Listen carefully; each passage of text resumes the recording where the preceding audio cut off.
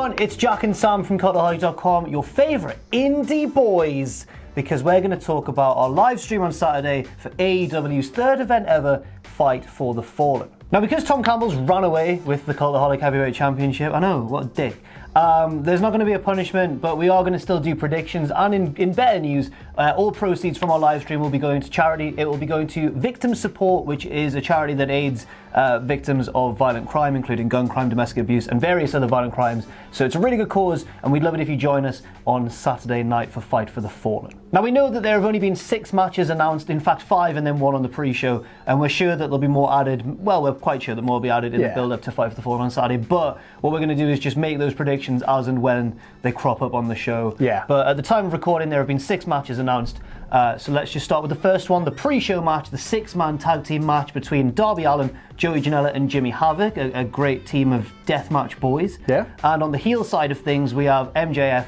Sammy Guevara, and mean old Shawn Spears, who split Cody Rhodes right open at the last show. Sam, who have you got and why? MJF and the boys. MJF and the boys? Because they're not going to let Shawn Spears lose. Right. They're just not. So yeah, he's a crucial part of the storyline going forward. Yeah, and I think even if his team lose, I think it still makes him look a little bit weaker, even if he wasn't the one that got the pin. Right. I think he has to go in there and dominate and potentially pick up the win for his team. I think so as well. I'm also going to go for heel team 6, Shawn Spears and the boys. I think he will also get the pinfall. Yeah. I can't decide who will get the pinfall over. Usually I'd say maybe Jimmy Havoc, but he took a pinfall in the last show in that fatal 4-way match. Maybe, I can't see him pinning Darby Allin after his draw with Cody. Yeah. I can't see him pinning Joey Janela after he main evented, maybe. So I guess it might be Jimmy Havoc, but either way, I'm also going to go with MJF, Sammy Guevara, and that dirty, dirty man, Shawn Spears. Next up, we have Brandi Rhodes versus Allie. Jack, who you got and why? This is a difficult one. I don't think it's too easy to call. I think that Ali's been really good on 205 Live. We haven't seen much of him since he moved to SmackDown. Unfortunately. I see what he did there. Yes, indeed. Wrestling Japes. Oh, God, I'm so sorry. No, but still, it's a difficult one to call. I think that Brandi's in a very strange position in that she's kind of a babyface because everyone likes her because she's one of the leaders of All Elite Wrestling, but at the same time, she is kind of being a heel, isn't she? She brought out Awesome Kong. She was all like, ha, ha, ha, ha. Yeah. She's been weirdly...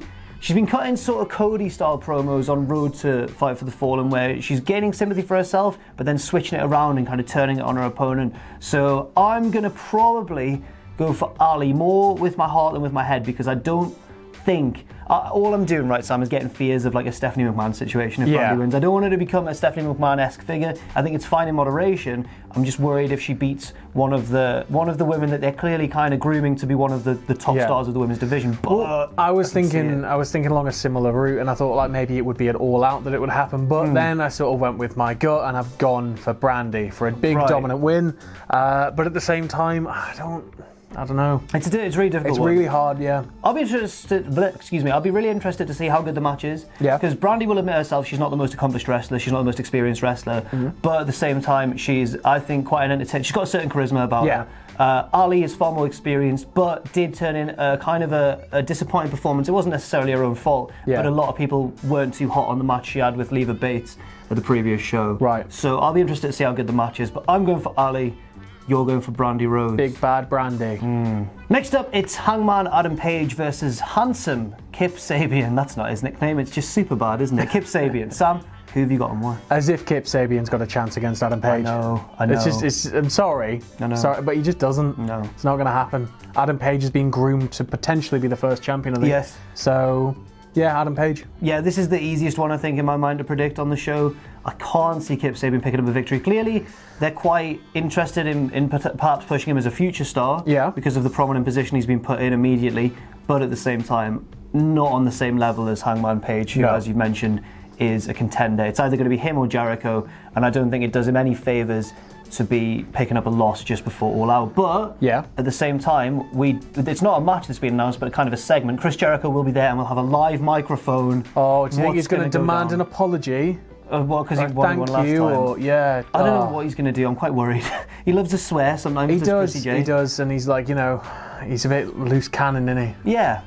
I think it'll be interesting, but I don't know if it'll If it'll feed into this match or if it'll be like a separate little bit of the card, I don't know. But I think we're in agreement that this is one of the easier matches to call for the whole show. Next up, we have SoCal Uncensored versus the Lucha Brothers. Cero Miedo. You know, yeah. I love catchphrases. Mr. Phoenix and Mr. Shape. So, who you got one? I've gone for the Lucha Brothers just because I think that they are slightly higher on the pecking order than SCU. Yeah. SCU, though, have been, I mean, it's weird to say this because there's been so few shows, but they've been really consistent. Yeah. They've put on consistently good matches, whether with Christopher Daniels or as a tag team. In this instance, I don't see them winning, though, because I just think that the Lucha Bros are clearly going to be major players once this big tag team tournament comes into effect. Potentially winners of that tag team tournament.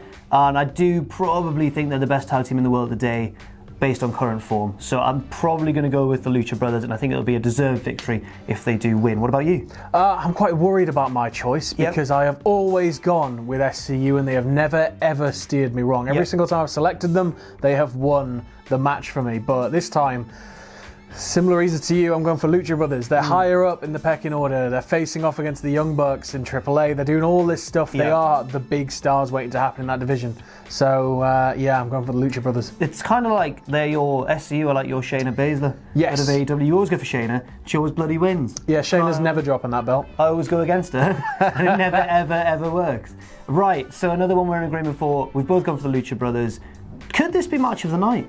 I think low-key, It could be like proper amazing. If low-key's in it, then if low-key's in it, Next up, a big singles match between Kenny Omega and Shima. Sam, who have you gone for and why? Kenny's winning it, isn't he? Yeah. Big old feel-good Kenny Omega victory. Yeah, I think so. Like, just I like Shima, but you know, it's an AEW event, and I think they need to really push him as Kenny AEW. I think it was smart to give Shima the win at Fyter Fest over Daniels. Yeah. Giving him a bit of momentum heading into this one, but it wasn't enough to convince me that he's got a chance of beating Kenny Omega. Yeah. Especially because Omega hasn't yet won a singles match, and even on being the Elite this week, at the start, Leva Bates interrupted the Young Bucks. She was like, "What are you doing, guys?" And they're like, "Oh, we're just doing some booking plans." And for a split second, you see their notepad, and one of the plans is just like, "Should Kenny be a jobber?" It's just like question mark. But I think he'll win this one. Building him up for the match against Moxley at All Out. And I really can't call that one looking ahead. That's a really hard one to call. Yeah. I don't know. We'll cross that bridge when we get to it. But yes, I think Kenny Omega will also win. I think if they really cut loose and give them like sort of 10 minutes plus, this could also be a match of the night contender. It's actually, looking at it, quite a strong card in terms of quality. If it goes 10 minutes plus, it's a Kenny Omega match. But I was expecting the Daniels, I'm just saying that because the Daniels and Shima one went, I think, sub 10 minutes or about 10 minutes. Yeah. And I was expecting that to be a more drawn out affair. Yeah. But no, you're right. It's a Kenny Omega match. It's going like 48 minutes. Yeah, it's going to be a time limit draw, 2 hour time limit draw. No, Kenny Omega. It's either this one or the Hangman match are the easiest ones to call, I think, for this show. And finally, we have the main event of the evening, or what we're assuming is the main event of the evening. Brothers versus brothers. Yeah. Cody and Dustin Runnels. Yes. Up against the Young Bucks. The Jackson twins. Yes. They're not even twins. I found this one really difficult to predict because it's so difficult. The Young Bucks have been booked really strongly, as we kind of knew they would. They've been beating the Lucha Brothers, and they won the 6-man at Fyter Fest. But on the other hand, you know, Cody and Dustin, I don't feel like this is the end of that story quite yet. Yeah. I feel like it's a difficult one. I'm going to go for Cody and Dustin. Right. Immediately, my gut instinct was the Young Bucks, just on paper. Just like Young Bucks or Cody and Dustin, I was going to go Young Bucks. But I think if Cody and Dustin win, it sets up for a final chapter for Dustin. Yeah. Something down the line. Something might happen after the match. Maybe someone will ruin their celebration, or something will go down, and then Dustin will have to wrestle that person and potentially lose on his way out. I don't know how close he is to retiring. He seemed to love that match with Cody, but I think that I'm going to go for the Rhodes brothers just because I think it has more storyline potential going forwards. I'm worried now because of the way you've put it, because I thought maybe this is it for Dustin. Maybe this is like the final one. Yeah. And he's going to go out on his back.